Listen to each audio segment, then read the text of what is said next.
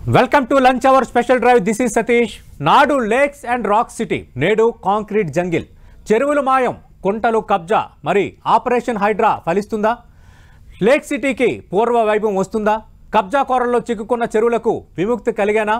మన ఊరు మన చెరువులు చర్చిద్దాం ఇవాల్టి లంచ్ అవర్ డిబేట్లో. ఓవరాల్గా మొత్తం నగరంలో ఉన్న ప్రముఖ చెరువులు ఏ విధంగా ఆక్రమణకు గురయ్యాయి, మరి హైడ్రా వేటిపైన ఫోకస్ పెట్టింది, వేటిపైన ఫోకస్ పెట్టాల్సిన అవసరం ఉందన్న అంశాలకు సంబంధించి 10 టీవీ అందిస్తున్న ఎక్స్క్లూజివ్ రిపోర్ట్. మా 10 టీవీ యంత్రాంగం, మా 10 టీవీ రిపోర్టర్స్ హైదరాబాద్ చుట్టుపక్కల ఉన్న అన్ని చెరువులకు సంబంధించి అక్కడ పరిస్థితులు ఏంటో వివరించే ప్రయత్నం చేయబోతున్నారు.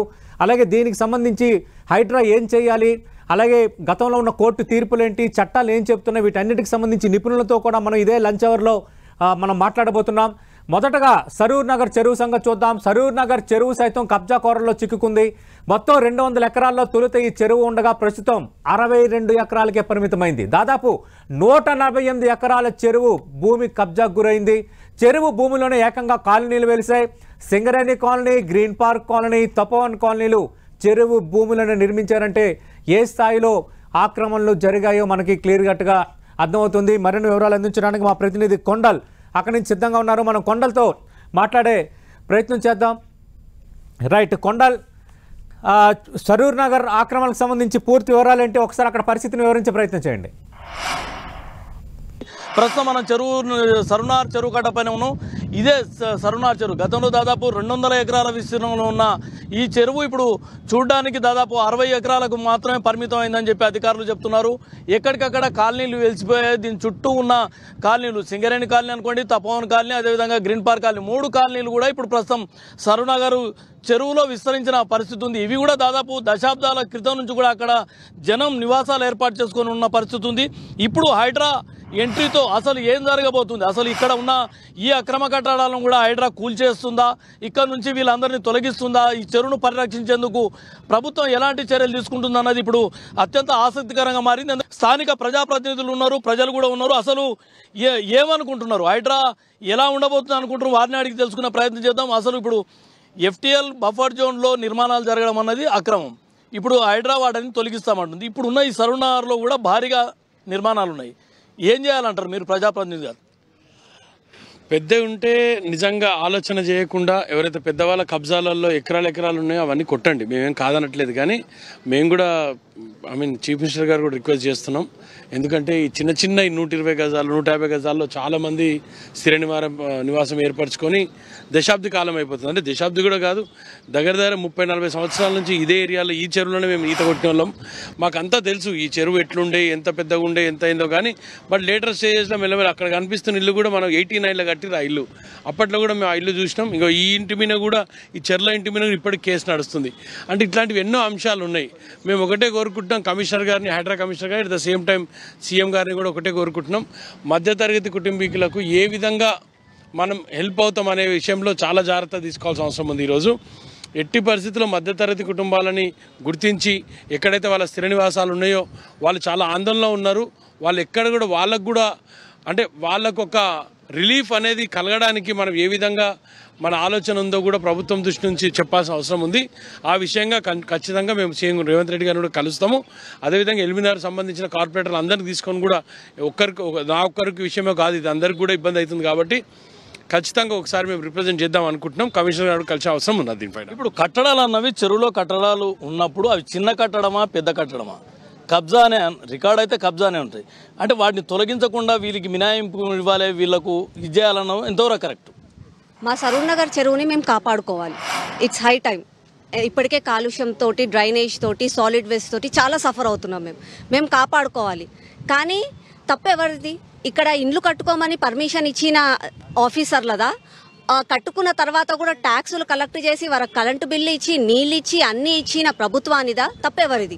ఇప్పుడు all of a sudden Hydraa అన్న పేరుతో వచ్చి కూల్చేస్తాము అని అంటే ఈ నియమాలు అన్నది ముందు నుంచి ఉన్నాయి. FTLలో బఫర్ జోన్లలో ఇండ్లు నిర్మాణించొద్దు అని చెప్పి ముందు నుంచి ఉన్నాయి. మళ్ళీ ఇన్ని సంవత్సరాల నుంచి కళ్ళు మూసుకొని కరెక్ట్గా ఆల్ ఆఫ్ ఎ సడన్ ఇయ్యాలనే కూల్చేస్తాము అని అంటే ఇక్కడ కట్టుకున్న ఇండ్ల వాళ్ళందరికి సంగతి ఏంది? మీకు ఒక ప్రణాళిక లేకుండా, ఏమీ లేకుండా all of a sudden Hydraa అన్న పేరు మీద ఒక డ్రామా చేస్తాము అని అంటే ఇంత మంది అమాయక ప్రజల జీవితాలు రోడ్డు మీదకి వస్తాయి. అది ఒకటి ఆలోచించుకోవాలి. వాళ్ళందరికీ అనుమతులు రావడానికి మీరు కూడా ఒక రకంగా భాగస్వాములే ఉంటారు. ఇప్పుడు వారిని ఎలా వారికి ఏ విధమైన న్యాయం చేస్తే బాగుంటుంది, అట్ ది సేమ్ టైం చెరువులను ఎలా కాపాడాలి? ఫస్ట్ ఆఫ్ ఆల్ ఇరిగేషన్ ఎఫ్టీఎల్కి ఒక ప్రామాణికం ఉండాలి. ఎఫ్టీఎల్ అంటే ఏంటి? సర్వనార్కి ఎఫ్టీఎల్ అంటే ఏంటి? ఎఫ్టీఎల్లోనే పట్టా ల్యాండ్స్ కూడా ఉండే ఇక్కడ. మరి వాళ్ళందరికీ కూడా ఏదో ఒకటి ఫెసిలిటేట్ చేయాలి కదా. ఇప్పుడు ఇల్లులు కట్టుకున్నారు, అప్పుడు వెంచర్ వేసి ఇల్లులు కట్టుకున్నారు. మరి వాళ్ళందరినీ కూలగొట్టేటప్పుడు కనీసం వాళ్ళకి ఏదైనా కంపెన్సేషన్ ఇచ్చి కూలగొట్టండి. మరి ఎఫ్టీఎల్ మీన్స్ ఎఫ్టీఎల్ ఉన్నా వారు అక్కడ నిర్మాణాలకు ఉండదు, పట్టా ల్యాండ్స్ ఉన్నప్పుడు కూడా అగ్రికల్చర్ చేసుకునే అవకాశం ఉంటుంది, వాళ్ళకు నిర్మాణాలకు ఉండదు ఎఫ్టీఎల్లో. పర్మిషన్ టౌన్ ప్లానింగ్ కదా ఇచ్చింది. టౌన్ ప్లానింగ్ గత ప్రభుత్వం అని అందరూ బ్లేమ్ చేసుకుంటా పోయి ఇప్పుడు చాలా ఆఫ్ సడన్ వచ్చి కూలగొడతా అంటే అప్పుడు వెంచర్ చేసినప్పుడు కోట్ల రూపాయల అధిపతి ఎవడో వెంచర్ చేసి ఉంటాడు. ఇప్పుడు కొన్న వాళ్ళు ఎవరు ఉంటారు? 150 గజాలు 200 గజాలు పెళ్ళిళ్ళు అయిపోయినాయి, పిల్లలు పుట్టిరు, వాళ్ళ పెళ్ళిళ్ళు కూడా అయిపోయినాయి. ఇప్పుడు వచ్చి కూలగొడతా అంటే వాళ్ళ పరిస్థితి ఏంటి? వాళ్ళు కంపెన్సేషన్ ఇవ్వండి, దానికి అగ్రి. మేము కూడా కంపెన్సేషన్ ఇచ్చి కూలగొట్టండి, వాళ్ళకు కూడా వేరే స్థలం చూపెట్టండి, ఇల్లు ఇస్తా అంటే దానికి కూడా మేము అగ్రి. ఇన్కన్వెన్షన్ లాంటి పెద్ద పెద్ద కూలగొడుతారు, దాన్ని మేము కూడా ఏకీభవిస్తాం, దాన్ని స్వాగతిస్తాం తప్పకుండా. కానీ చిన్న చిన్న కూలగొడతా అంటే ఇబ్బంది అవుతుంది. కనీసం మేము అనేది ఏంటంటే ఇది 30 సంవత్సరాల నుంచి జరుగుతున్న తంతు. కనీసం ఇప్పటికైనా ఒక బౌండరీ, అన్ని చెరువులకు ఒక బౌండరీ ఇప్పటికైనా, దాంట్లో సివరేజ్ కలపకుండా అవతల పక్కన ఏ ఎఫ్టీఎల్ ఎక్కడ ఉన్నా కానీ అక్కడ పర్మిషన్స్ ఆపేయడం, టౌన్ ప్లానింగ్, ఇవన్నీ చర్యలు చేపట్టిన తర్వాత ఏవైతే నాలాలు ఎన్క్రోచ్ ఉన్నాయో, మేజర్ నాలాలు ఎన్క్రోచ్ ఉన్నాయి, ఇండెంటేషన్ అవుతుందో అవన్నీ చూసుకొని వాళ్ళకి కంపెన్సేషన్ ఇచ్చి అవి తీసేస్తే బాగుంటుంది. కానీ ఒక ప్రణాళిక ఏదో పైపైన తూతుమ్మలు చేసేస్తున్నాం అని చెప్పి దాన్ని వచ్చేసి ఒక జేసీబీ తీసుకొని టాప్ అని కొట్టంగానే అయిపోదు కదండి. మూడు పార్టీలకు ప్రతినిధులుగా ఉన్నారు.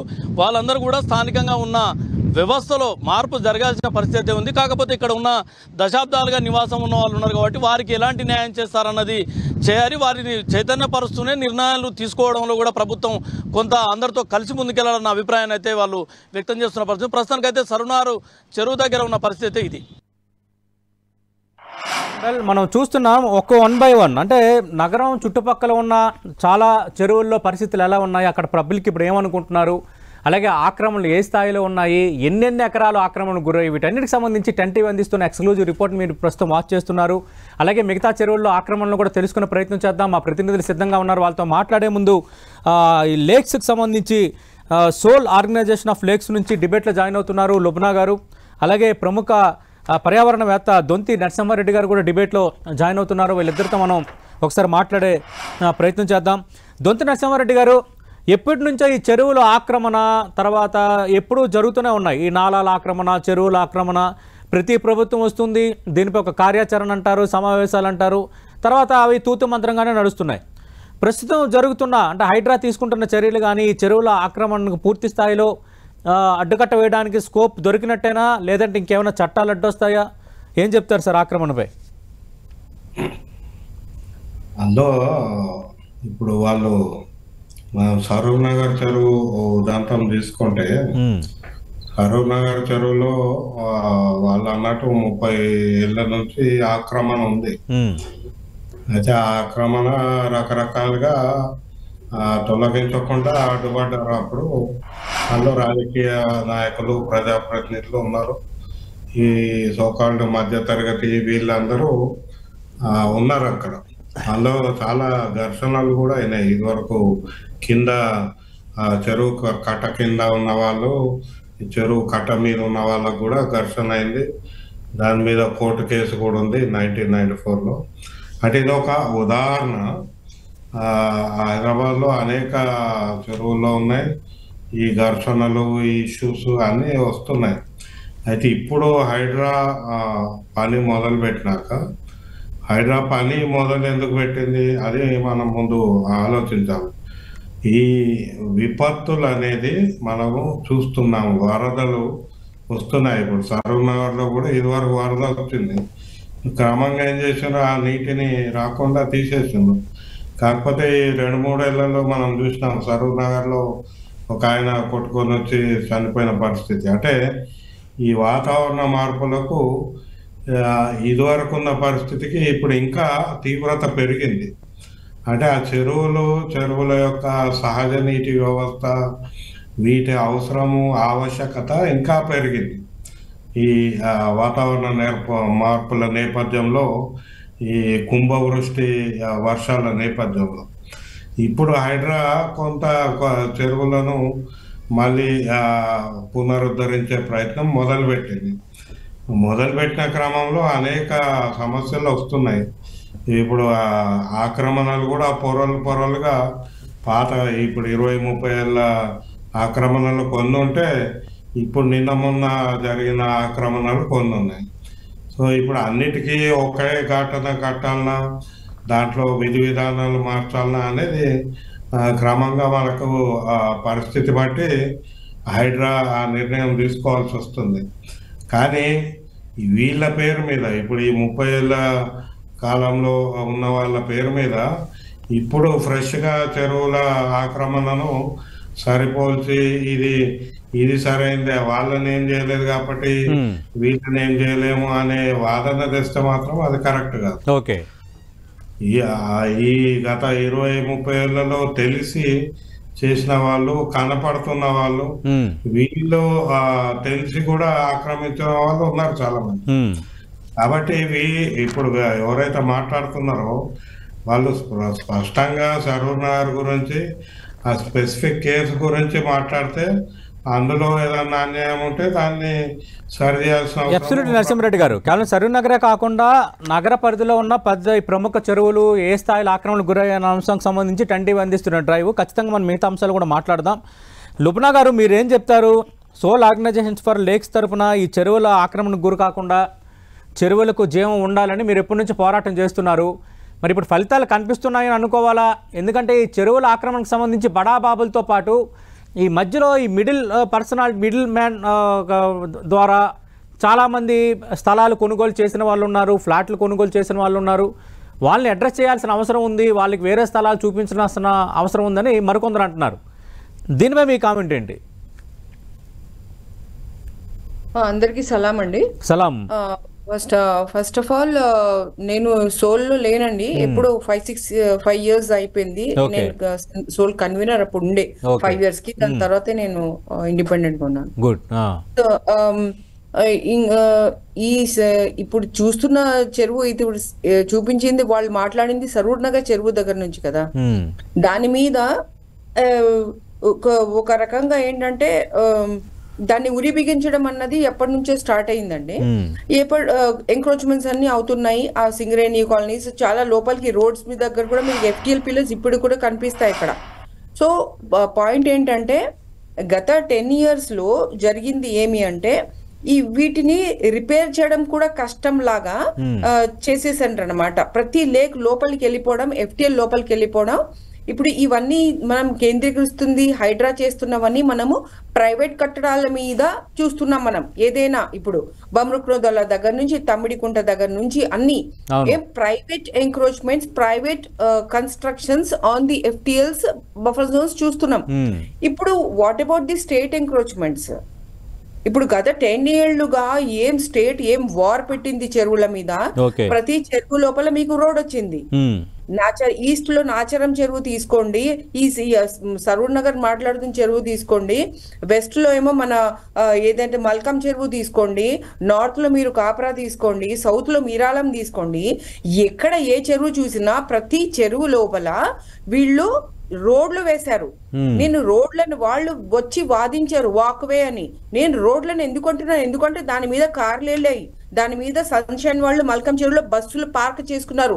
చెరువు బౌండరీ GHMC ఫెన్స్ లోపల వీళ్ళు రోడ్లు వేసి, ఇంకొకటి సెకండ్ స్టేట్ ఎంక్రోచ్మెంట్ ఏంటి, ప్రతి చెరువు లోపల వీళ్ళు 1 ఎకరానికి దాదాపుగా immersion pond, concrete immersion pond తీసుకొచ్చారు. Against central pollution control board క్లిష్టంగా 2016 లో మళ్ళీ ఇచ్చారు వాళ్ళు గైడ్ లైన్స్, ఏమి చెయ్యాలా ఇమర్షన్ అయ్యేటప్పుడు అనేసి. వాటన్నిటికి విరుద్ధంగా వీళ్ళు వెళ్ళి ఇమర్షన్ పాండ్స్ కట్టారు లోపల. దాని తర్వాత FTL అని చెప్పి చుట్టూరా బండలాగా చేస్తే నేడు చెరువులు ఏమైంది? ఒక్క ఎగ్జాంపుల్ మల్కందే తీసుకోండి. మీరు వర్షం పడినప్పుడు బయట రోడ్డు మొత్తం నీళ్లు, ఆ చెరువు చుట్టూరా వాక్వే బండ కట్టినందుకు చెరువు లోపలికి నీళ్లు వెళ్ళట్లేదు. ఇదండి ఇది మెయింటెనెన్స్ ఆఫ్ లేక్స్. ఇది ఇప్పుడు ఎట్లా అయిందంటే ఇది రిపేర్ చేయడానికి కూడా కష్టమయ్యేటట్టు పెట్టడం అన్నమాట. ఆ విధంగా ఉంది.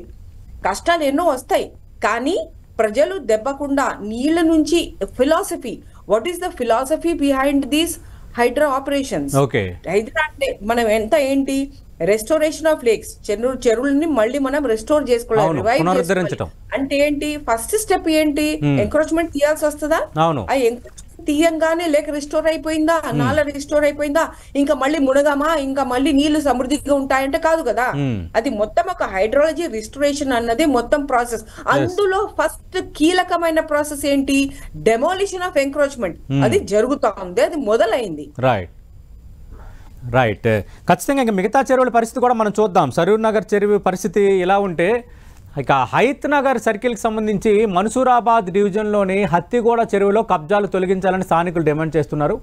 చెరువు పరిణామాన్ని రోజు రోజుకు తగ్గిస్తున్నారు. రాత్రికి రాత్రి చెరువులో మట్టి నింపి ఫ్లాట్లు వేసి అమ్మేస్తున్నారని వారు ఆందోళన వ్యక్తం చేస్తున్నారు. అధికారులకు ఈ విషయాన్ని ఎన్నిసార్లు చెప్పినా నిర్లక్ష్యంగా వ్యవహరిస్తున్నారని స్థానికులు మండిపడుతున్నారు.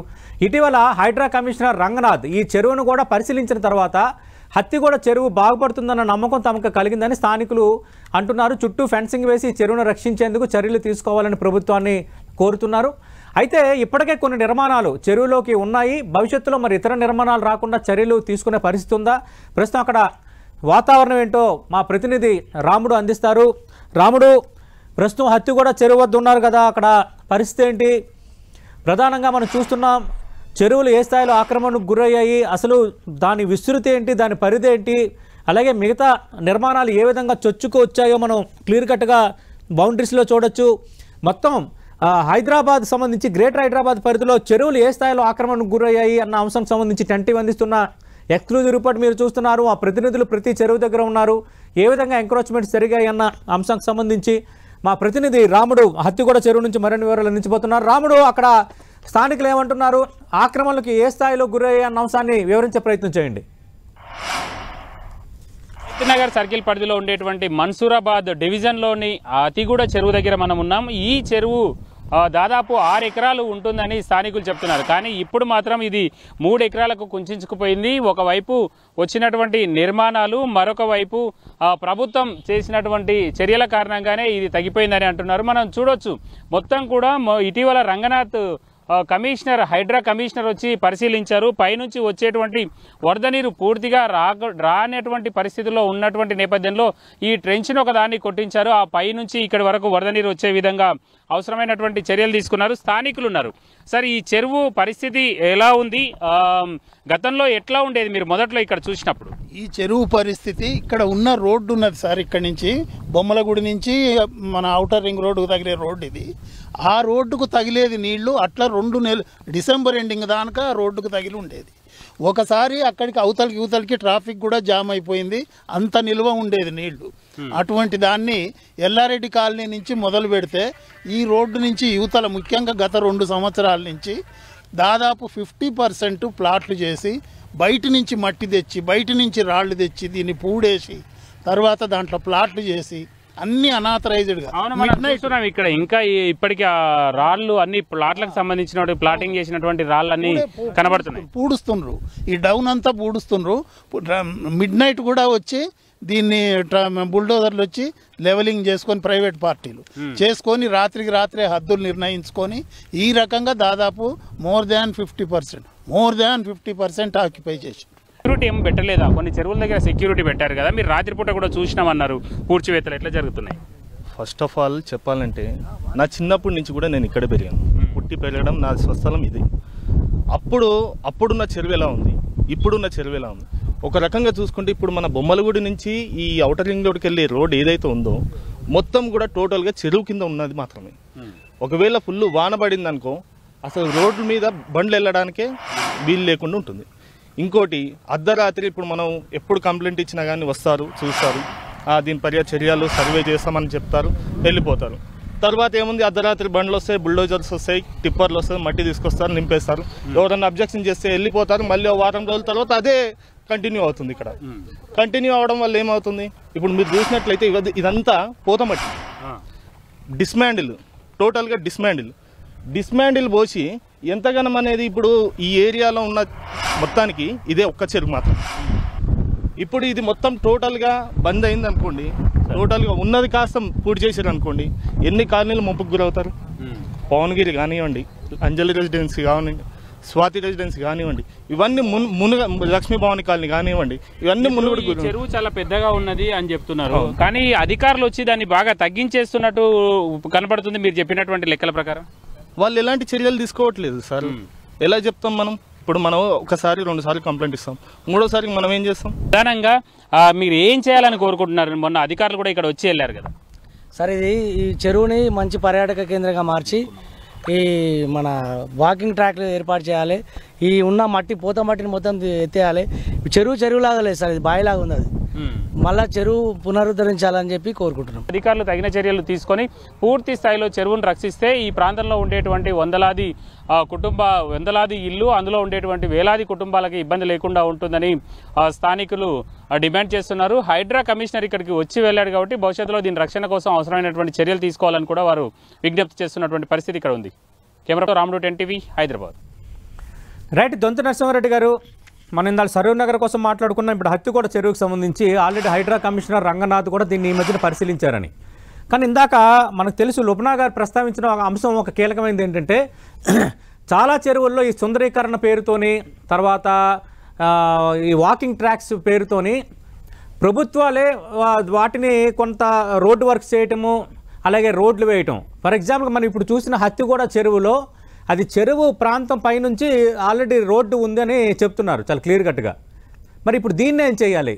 ఒకటి బయట వాళ్ళు కబ్జాలకు అవ్వటం, రెండోది బయట వాళ్ళు ఆక్రమించటం, మూడోది స్వయంగా తప్పని తెలిసి కూడా ప్రభుత్వ విభాగాలే అక్కడ పనులు చేయటం. ఈ మూడో దాన్ని ఎట్లా పరిష్కరించవచ్చు? ఇక్కడ హైదరాబాద్లో సరూర్ నగర్ నుంచి ఇప్పుడు మీరు చెప్తున్న మన్సూరాబాద్ దగ్గర చెరువు కూడా, ఇవన్నీ మనం ప్రభుత్వం పేరు చెప్తున్నాం కానీ అక్కడ ఉన్నది ఏంటి, ఎన్నిక అయిన ప్రజాప్రతినిధులు, రియల్ ఎస్టేట్ అధికారులు వీళ్ళు కుమ్మక్కై ఇవి చేసిండ్రు. సో అక్కడ ప్రభుత్వమే నిర్ణయించింది. కాకపోతే ప్రభుత్వం అనేది మనం అట్లా వాడుకుంటున్నాం. ఇప్పుడు సరూర్ నగర్లో వాళ్ళే ఇప్పుడు చెప్తున్నారు, ఇప్పుడు 30 ఏళ్ళ ఆక్రమణ వల్ల అక్కడ ఇప్పుడు కాలుష్యం ఏర్పడింది, దోమలు వస్తున్నాయి, వర్షం పడినప్పుడల్లా వాళ్ళు బిక్కుమని చూసే పరిస్థితి వచ్చింది. ఇప్పుడు అది మన్సూరాబాద్లో కూడా మనకి ఈ మధ్య జరిగింది. అది అంటే ఈ 20-30 ఏళ్ళ కాలంలో ప్రజలే చూస్తున్నారు. వాళ్ళ ముందే సమస్య ఒక రకమైన సమస్య నుంచి ఇంకో రకమైన సమస్యగా మారుతున్నది చెరువుల పరిస్థితి. దీన్ని మార్చాలంటే చెరువులను పునరుద్ధరించాల్సింది.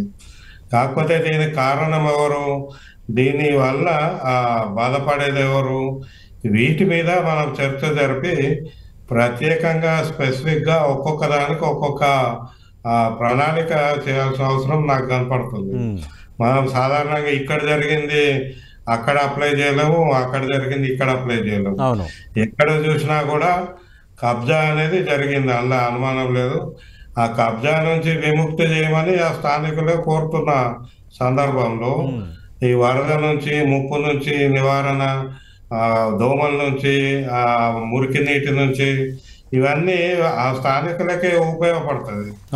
కానీ అక్కడ ఆ వర్గం ఏదైతే ఉందో ఆ వర్గము వాళ్ళ స్వార్థం కొరకు ప్రభుత్వాన్ని వాడుకొని ఇవన్నీ చేసిండ్రు.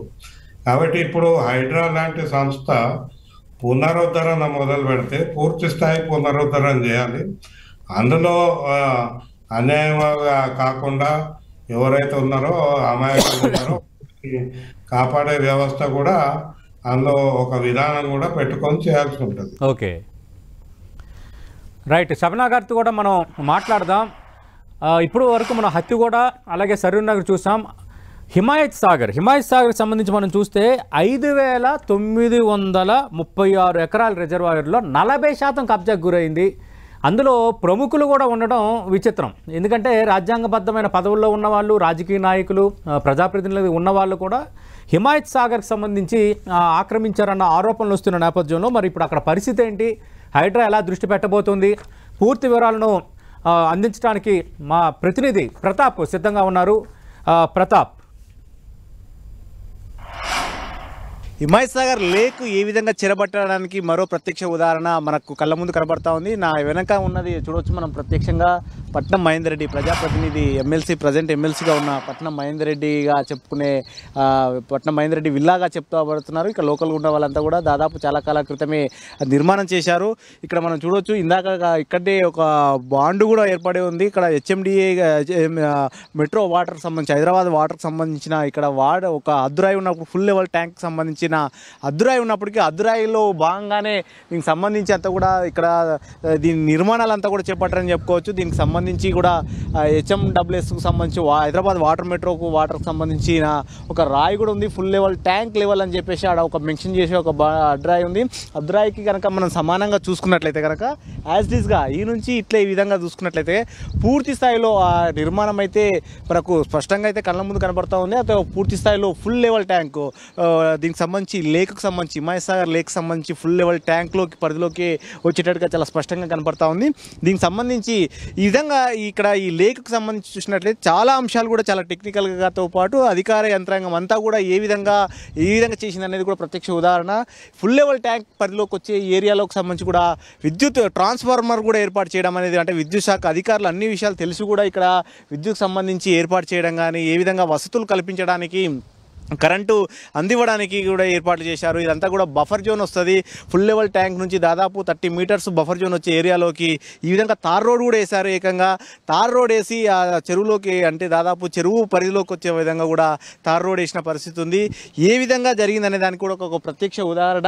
అక్కడ పట్నం మహేందర్ రెడ్డికి సంబంధించిన ఈ నివాసానికి ఫామ్ హౌస్కి వెళ్ళడానికి కూడా ఏకంగా గేట్ కూడా పెట్టారు. అంతా కూడా రోడ్ వేసడంతో పాటు మంచిగా ఒక తార్ రోడ్ వేసి ఈ విధంగా మనకు చాలా ఊర్లకైతే ఇప్పటికీ తార్ రోడ్లు చాలా వర్షాకాలం వస్తే గంతులు భయంగా ఉంటాయి. చాలా అద్భుతంగా అందంగా చాలా అద్దంగా కూడా తీర్చిదిద్దిన తార్ రోడ్ అయితే కనబడతా ఉంది. చాలా నల్లగా మొత్తం మీద ఫామ్ హౌస్ సంబంధించి కూడా మనం చూడొచ్చు. గేట్ కూడా చాలా స్పష్టంగా కనబడతా ఉంది. PM రెడ్డి అంటే పట్నం మహేందర్ రెడ్డి అన్నదిగా దానికి సంబంధించి చిన్న వైట్గా కూడా వేశారు, కానీ చాలా అక్షరాలు అయితే లోపల కనబడతా ఉన్నాయి. PM రెడ్డి అంటూ కూడా దీనికి సంబంధించి కూడా కనబడుతుంది. అయితే ఈ మొత్తం మీద గేట్ అయితే లాకేష్ అయితే ఉంది. ప్రజెంట్ మనం చూడవచ్చు ఈ విధంగా లాకేష్ ఉంది. లోపలికి దారి ఉంది. మొత్తం ఫుల్ లెవెల్ ట్యాంక్లోకి వచ్చే విధంగానే హౌస్ అయితే నిర్మాణం చేసి ఉంది. ఇదంతా కూడా ఈ గుట్ట పరిసర ప్రాంతం హిమాయత్ సాగర్కి సంబంధించి ఒక విధంగా పరిరక్షణ జరగాల్సిన అంశానికి సంబంధించి చెరబట్టినట్టు కూడా చాలా స్పష్టంగా కనపడతా ఉంది. సో మొత్తం మీద ఏ విధంగా జరిగిందనే అంశానికి సంబంధించి చాలా క్లియర్ కట్గా కూడా కనపడతా ఉంది. ఒకవైపు ప్రజాప్రతినిధుల నిర్మాణాలు ఉండడంతో పాటు దీనికి సంబంధించి వారికి అనుయాయులు కానీ వారికి సంబంధికులు కానీ వరుసగా విల్లాల నిర్మాణాలు కానీ ఫంక్షనల్ నిర్మాణాలు కానీ ఇట్లా యథేచ్ఛగా సాగుతున్న పరిస్థితి ఉంది. మనం చూడొచ్చు ఈ లేక్ మొత్తం కూడా 360 డిగ్రీస్లో కూడా మొత్తం పెద్ద ఎత్తున బడాబాబులకు సంబంధించిన ఫామ్ హౌస్లు కానీ విల్లాలు కానీ అవి విధంగా కనపడతా ఉన్నాయి. ఒకవైపు పట్నం మహేందర్ రెడ్డి ఉంటే మరోవైపు అక్కడ నిర్మాణాలు కూడా ఎంత యథేచ్ఛగా కనపడతా ఉన్నాయి. చెరువు కానుకొని మొత్తం చెరువులోకి మట్టి కొట్టి కూడా గోడ నిర్మాణం చేసి అవన్నీ నిర్మాణాలు చేసిన పరిస్థితి ఉంది. సో ఈ మొత్తం మీద ఇక్కడ ఈ విధంగా విల్లాలు పెద్ద ఎత్తున ఈ విధంగా జరుగుతున్న పరిస్థితి కనపడతా ఉంది. మొత్తం ఈ ఏకంగా చెరువులోకి రోడ్ వేయడం అనేది చాలా అంటే ఆసక్తికరంగా కూడా ఉంది. ఒక విధంగా చెప్పాలంటే అధికారులు ఏ విధంగా అయితే అంటే పెద్దలకు సంబంధించి ఏ విధంగా వ్యవహరిస్తున్నారు అనేది చాలా స్పష్టంగా కనపడుతుంది. ఈ విధంగా రూల్స్కు భిన్నంగా కూడా వ్యవహరించిన పరిస్థితి కనపడుతుంది. సో మొత్తం మీద దీనికి సంబంధించి హైడ్రా ఏ విధంగా చర్యలు తీసుకుంటుంది, రంగనాథ్ ఏ విధంగా అడుగులు ముందుకు వేస్తారు, ఎందుకంటే FTL పరిధిలోకి కనబడతా ఉంది చాలా స్పష్టంగా. అది ఒకవేళ అధికారులు FTL పరిధిలోకి నిర్ధారిస్తారా లేదంటే ఒకవేళ FTL పరిధిలోకి నిర్ధారించకపోయినా అది బఫర్ జోన్లోకి అయితే చాలా ఖచ్చితంగా కనబడుతుంది. ఎందుకంటే FTL రాయి ఒకవేళ అక్కడ ఆ పరిధిలోకి అక్కడ ముందుకు పోయినప్పటికీ కిందికి చూపించినప్పటికీ కూడా ఒకవేళ రికార్డ్స్ ఏమైనా మార్చి చూపించినప్పటికీ బఫర్ జోన్ అయితే చాలా స్పష్టంగా కనబడుతుంది. ఎందుకంటే దాని పరిధిలోకి 30 మీటర్ల వరకు అంతా కూడా బఫర్ జోన్ పరిధిలో ఉంటుంది. ఇదంతా చాలా స్పష్టంగా కనబడుతుంది. నాగార్జునకు సంబంధించిన కన్వెన్షన్ బఫర్ జోన్లో ఉందని కూడా కూల్చారు. కాబట్టి ఇప్పుడు ఈ విషయానికి సంబంధించి పట్నం మహేందర్ రెడ్డికి సంబంధించిన హౌస్ అయితే చాలా స్పష్టంగా కనబడుతుంది. ఈ విషయంలో హైడ్రా ఎలాంటి చర్యలు తీసుకుంటుంది అనేది కూడా చూడాల్సి ఉంటుంది. దీన్ని నిలమట్టం చేస్తుందా లేదంటే కనుక వెనక్కి తగ్గుతుందా అనేది చూడాలి. మిగతా అంశాలకు సంబంధించి కూడా విల్లాస్ కానీ ఆ నిర్మాణాలకు సంబంధించిన అంశాలకు సంబంధించి కూడా ఎలాంటి చర్యలు తీసుకుంటుంది, ఈ హిమాయత్ సాగర్ లేక్ సంబంధించిన పరిరక్షణను ఏ విధంగా కాపాడుతుంది ప్రభుత్వం అనేది ఒక విధంగా కత్తి మీద సామ్లా ఉంటుందా లేదంటే కనుక నిన్న ఏ విధంగా సీఎం రేవంత్ రెడ్డి చెప్పినట్టుగా గీతలో శ్రీకృష్ణుడి బోధనలు తనకు ఏ విధంగా అయితే దాన్ని దృష్టిలో పెట్టుకొని ముందుకెళ్తున్నానని చెప్పారో ఆ విధంగానే దీనికి సంబంధించి భవిష్యత్ తరాలను కాపాడడం కోసం ఈ చెరువులకు సంబంధించి హైదరాబాద్ సిటీ అంటే లేక్ సిటీగా పేరున్న నేపథ్యంలో దీన్ని కాపాడడం కోసం ఎటువంటి పెద్దవారైనా వారందరినీ కూడా వాటిని దానికి సంబంధించిన నిర్మాణాలన్నింటినీ కూడా నిలమట్టం చేసి చెరువులను పరిరక్షణ చేస్తామంటున్నారు. కాబట్టి ఈ విషయంలో హైడ్రా కానీ ప్రభుత్వం కానీ ఎలాంటి అడుగులు తీసుకుంటుంది ముందు చూడాల్సి ఉంటుంది. ఇప్పుడు నేను రాజుతో ప్రతాప్, 10 టీవీ, హిమాయత్ సాగర్ నుంచి. రైట్ ప్రతాప్, మనం చూసాం మా ప్రతినిధి ప్రతాప్ అత్యంత కీలకమైన హిమాయత్ సాగర్ చుట్టూ ఆక్రమణ పర్వం ఏ విధంగా ఉందో వివరించారు. అలాగే ఒక ప్రజాప్రతినిధి పేరు కూడా ప్రస్తావించారు. చాలామంది ప్రజాప్రతినిధుల చుట్టుపక్కల స్థలాల్లో ఒక విల్లాలు కట్టుకోవటం, గెస్ట్ హౌస్లు ఏర్పాటు చేసుకోవటం కూడా కనిపిస్తోంది. రైట్ లుబ్నా గారు, మనం ఇందాక నుంచి మాట్లాడుకుంటున్నాం. ఒకటి ప్రభుత్వం వాక్వేల్ పేరుతో ఏర్పాటు చేయడం అదొక అంశం, రెండోది బయట వాళ్ళు ఆక్రమించడం రెండోది, మూడోది ప్రజాప్రతినిధులే తెలిసి కూడా గెస్ట్ హౌస్ నిర్మించుకోవటం, విల్లాలు నిర్మించుకోవటం. క్లియర్ కట్గా చూస్తే హిమాయత్ సాగర్లో దాదాపు 40% కబ్జా అయిపోయింది 5,936 ఎకరాల్లో. అలాగే కొందరు విఐపీలు, రాజ్యాంగబద్ధ పదవుల్లో ఉన్నవాళ్ళు, చట్ట సభ సభ్యులు, ఇలాంటి వాళ్ళు కూడా అక్కడ నిర్మించుకోవటం, దీనిపై ఏమంటారు? అవునండి, జస్ట్ 1 minute హతిగూడ గురించి కూడా చెప్తానండి. 1 minute. హతిగూడ అన్నది అసలు వీళ్ళ డేటాబేస్ లో లేదండి. 2014 హెచ్ఎండిఏ, అది హెచ్ఎండిఏ పరిధిలో వస్తుంది, జిహెచ్ఎంసీ పరిధిలో రాదు ఆ చెరువు. ఆ చెరువు వీళ్ళు 2014 లిస్ట్ రిలీజ్ చేసినప్పుడు అందులో మిస్సింగ్ ఉండే. అయితే మా ఫ్రెండ్ చక్రి అని ఒక కేఎంఎల్ కూడా రిలీజ్ చేసి మేము ఒఫీషియల్ గా ఎన్నోసార్లు చెప్పాం దట్ ఇది మీరు మిస్సింగ్ చేశారు, డేటాబేస్ లో కూడా మీరు మాయం చేశారు, ముందు అది డేటాబేస్ లో కూడా పెట్టండి, తర్వాత రోడ్ ఆన్ గ్రౌండ్ కూడా దాన్ని రెస్టోర్ చేయండి అనేసి చాలా సార్లు చెప్పాము. దాని అప్ స్ట్రీమ్ చాలా పెద్ద చెరువు ఉంది, కుంట్లూరు చెరువు అనేసి, అక్కడ నుంచి ఇందులోకి వస్తుంది అన్నమాట. సో ఈ వీళ్ళు ఇది డంప్ చేయడం మూలన ఏమైతుంది, ఇప్పుడు ఆ పై చెరువు నుంచి కుంట్లూరు నుంచి వచ్చి అక్కడ చెరువు లేదు కాబట్టి ఉన్న చోట వీళ్ళ మధ్యలోకి వస్తుంది. మరి వీళ్ళందరూ ఇప్పుడు చెరువులో ఉన్నారు, ఎంక్రోచర్స్ అందరూ, వాళ్ళకు తెలియకున్నారో తెలుసుకున్నారో రకరకాలు ఉంటాయి ఇప్పుడు.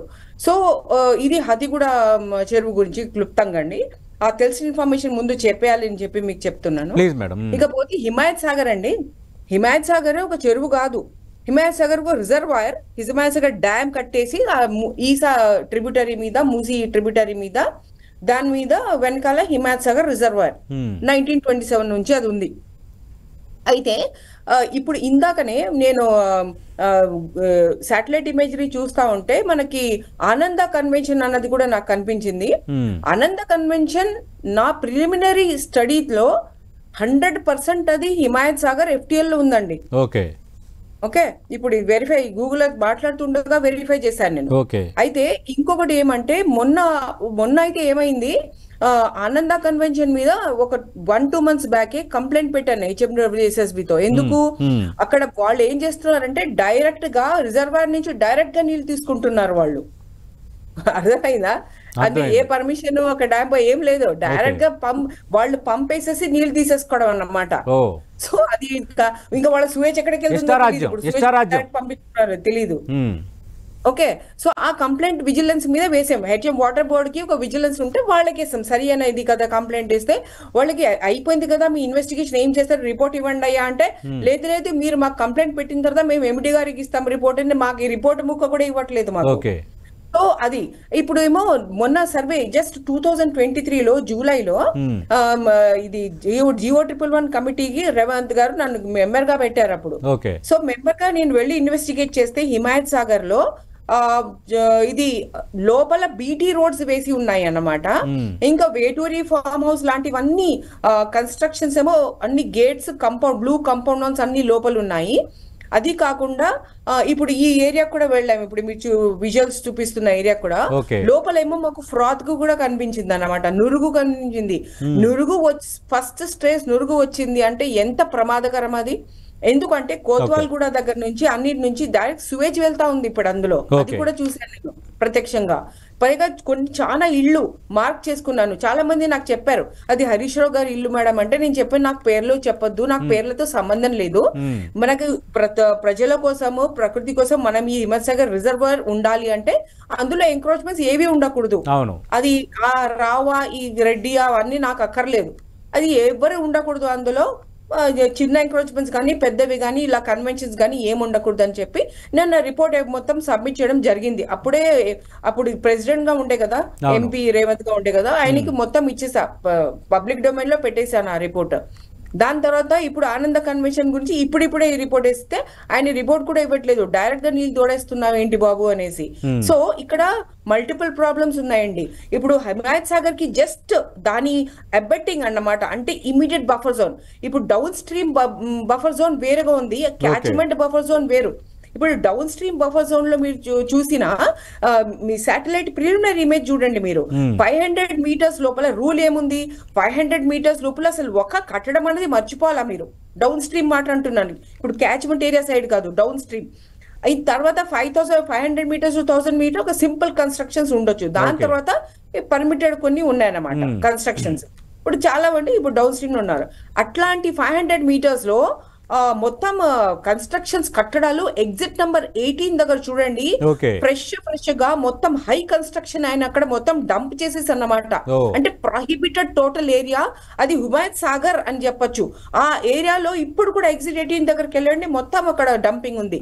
ఆనంద కన్వెన్షన్ అయితే ప్రిలిమినరీగా నేను చెప్తున్నాను, ఇట్స్ టోటలీ 100% FTL. అసలు వెంటనే కొత్త పెట్టాల్సిన గారు అదే ఇప్పుడు హైడ్రా వీటిపైన కూడా ఏ స్థాయిలో చర్యలు తీసుకోబోతుంది అనేది. ఇప్పుడు వరకు హైడ్రా తీసుకుంటున్న ఇనిషియేటివ్స్ని అందరూ వెల్కమ్ చేస్తున్నారు, కరెక్టే. కానీ ఇది యజ్ఞం స్టార్ట్ అయింది కాబట్టి యజ్ఞం ఏ స్థాయిలో వెళ్ళబోతుంది, ముగియబోతుంది అనేది కీలకం.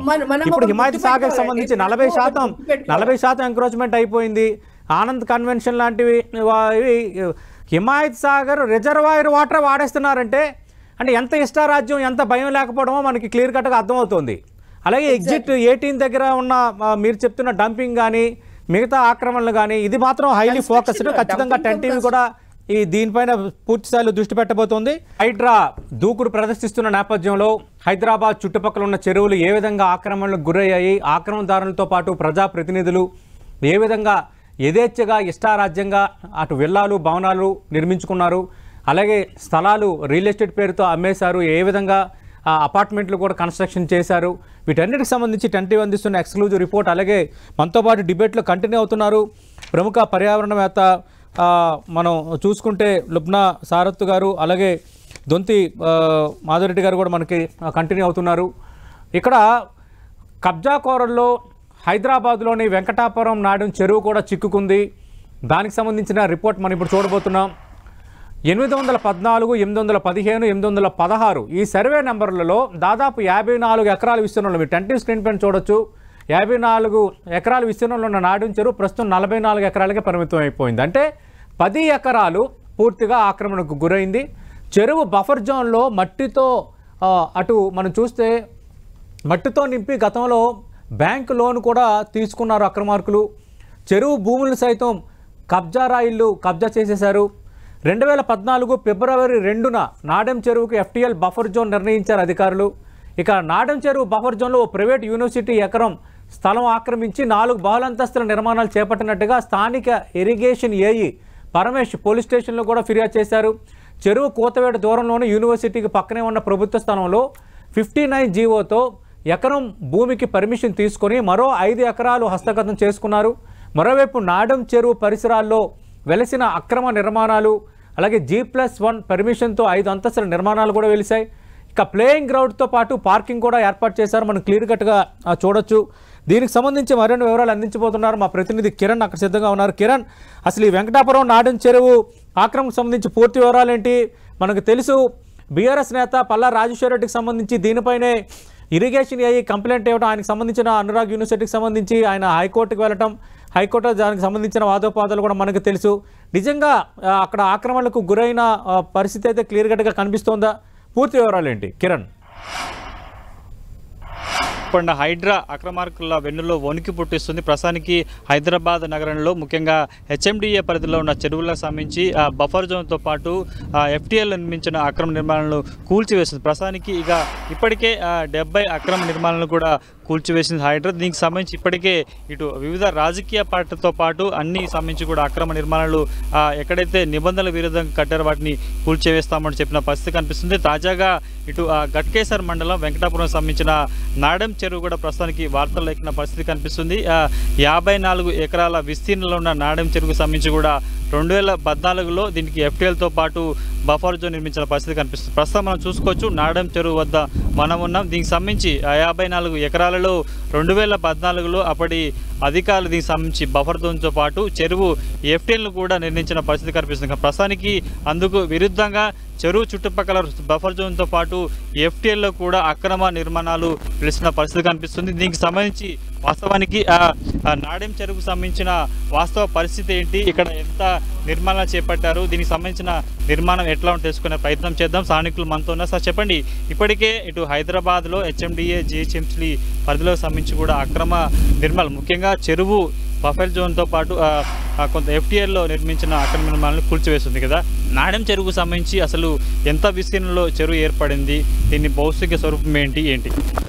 అయితే గతంలో ఇది నాడెం చెరువు వచ్చేసి 58 ఎకరాల పైనే ఉంటుంది.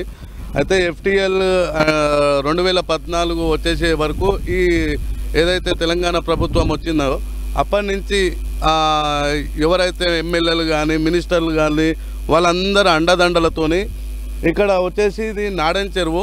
దీని మీద గతంలో ఇట్లా లోన్ తీసుకున్నారు. ఈ చెరువు మీద లోన్ తీసుకొని బ్యాంకుకు ఎగనామం పెట్టిరని చెప్పేసి అప్పుడు ఇట్లా కథనాలు వచ్చినాయి.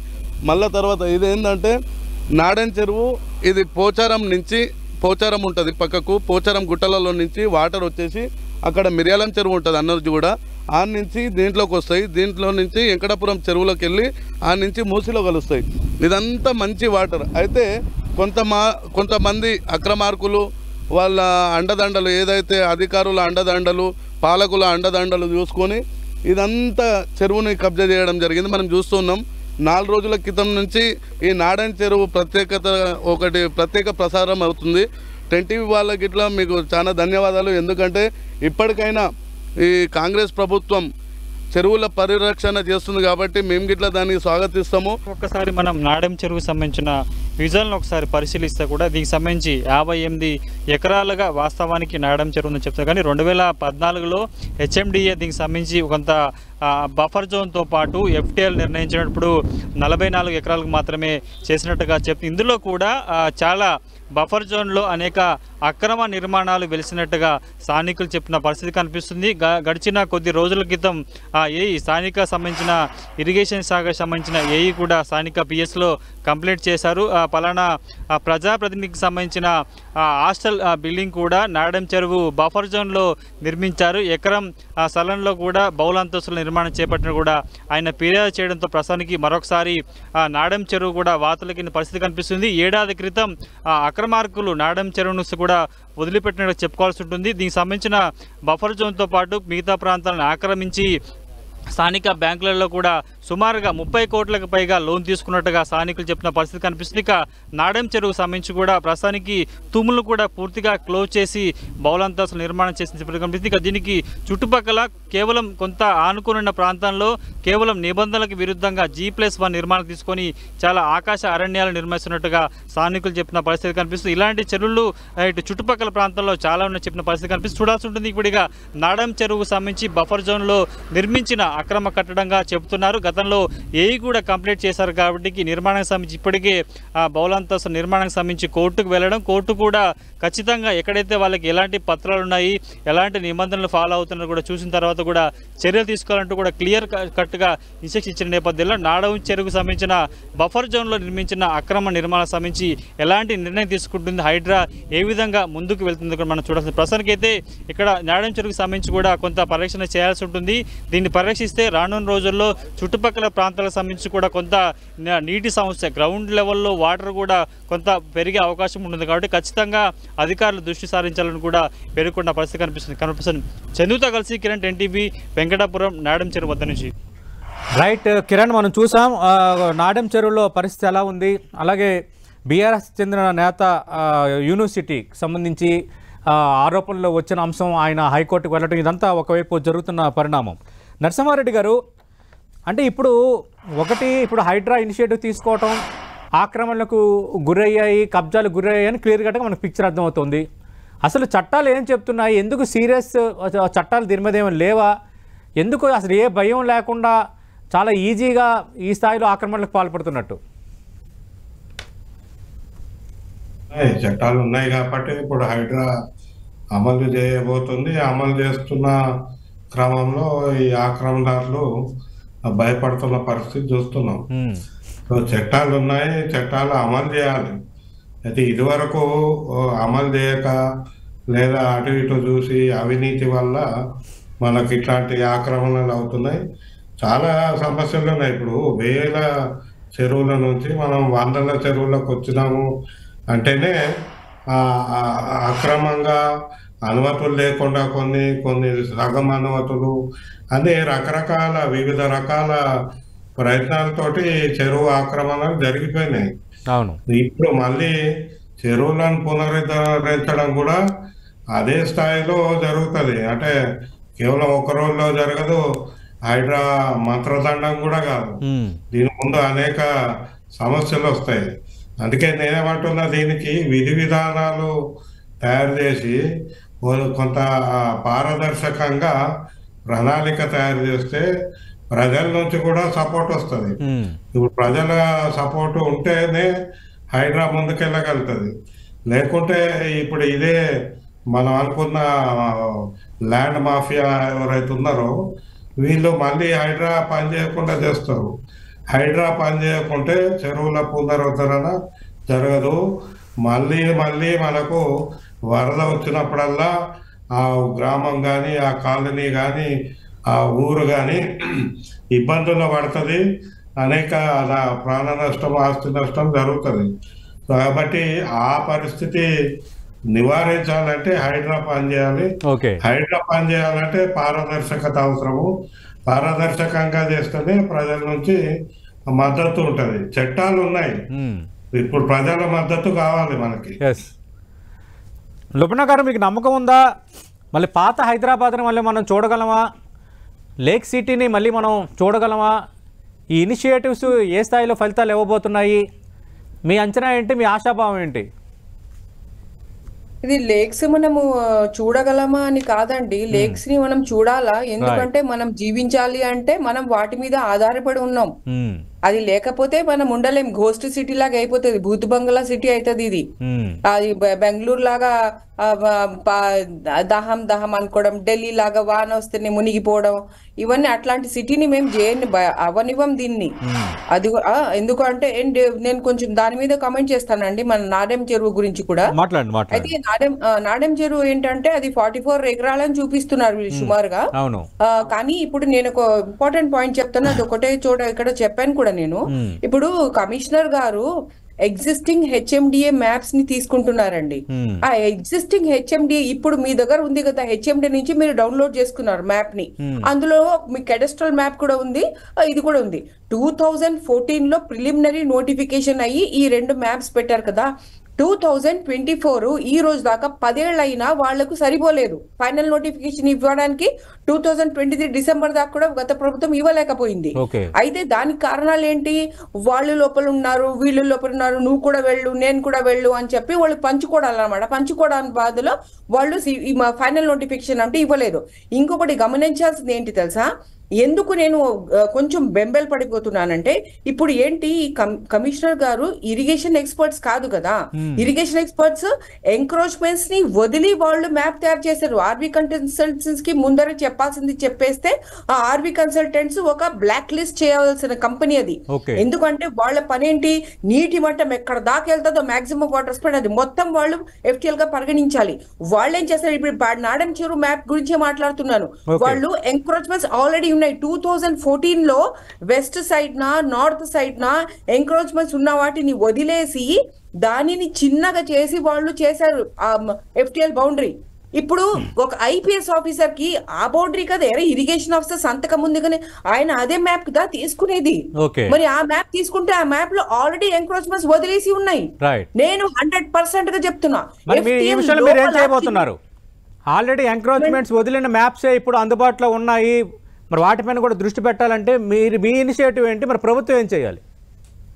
ప్రభుత్వం ఏం చేయాలంటే ముందు ఆర్బీ కన్సల్టెంట్స్ ని బ్లాక్ లిస్ట్ చేసి Okay. తర్వాత వాళ్ళనే బోర్డు లో నిలబెట్టి Okay.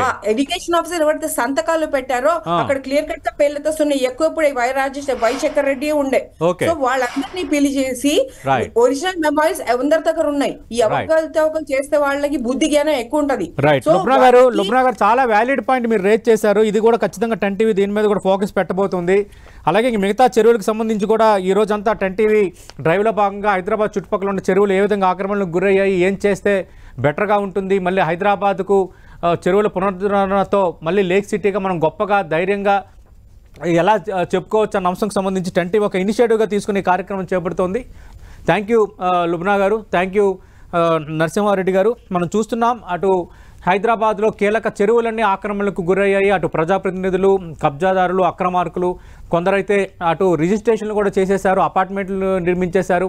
ఇప్పుడు హైడ్రా ఫోకస్ చేసిన నేపథ్యం అనేది ఒక ఎత్తు అయితే, వీటికి సంబంధించి ఇప్పుడున్న ఈ చెరువు మ్యాప్లు ఎవరైతే ఇస్తున్నారో ఆ సంస్థను బ్లాక్ లిస్ట్లో పెట్టాలి.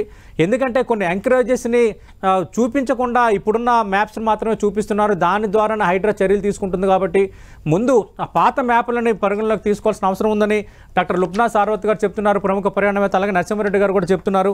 ఖచ్చితంగా ఈ కార్యక్రమం స్టార్ట్ అయింది కాబట్టి ఇది నిర్విఘ్నంగా ఈ విధంగానే కొనసాగాలి. తిరిగి లేక్స్ చాలా ఇంపార్టెంట్. బెంగళూరు లాంటి పరిస్థితులు, ఢిల్లీ లాంటి పరిస్థితులు హైదరాబాద్కి ఎదురు కాకుండా ఉండాలంటే మన చెరువులను మనం కాపాడుకోవాలి. ఈ విషయంలో 10 టీవీ కూడా ఒక బాధ్యతగా వెళ్ళబోతోంది. బాధ్యతగా చెరువులు కాపాడే వాళ్ళ పట్ల మేము కూడా మీకు అండగా నిలబడబోతున్నాం. ఇది 10 టీవీ స్పెషల్ డ్రైవ్.